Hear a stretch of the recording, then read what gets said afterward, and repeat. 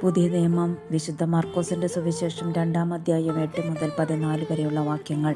അവർ ഇപ്രകാരം വിചാരിക്കുന്നുവെന്ന് മനസ്സിലാക്കി യേശു അവരോട് ചോദിച്ചു, എന്തുകൊണ്ടാണ് നിങ്ങൾ ഇങ്ങനെ ചിന്തിക്കുന്നത്? ഏതാണ് എളുപ്പം, തളർവാദ രോഗിയുടെ നിന്റെ പാപങ്ങൾ ക്ഷമിക്കപ്പെട്ടിരിക്കുന്നു എന്ന് പറയുന്നതോ, എഴുന്നേറ്റ് നിന്റെ കിടക്കയുമെടുത്ത് നടക്കുക എന്ന് പറയുന്നതോ?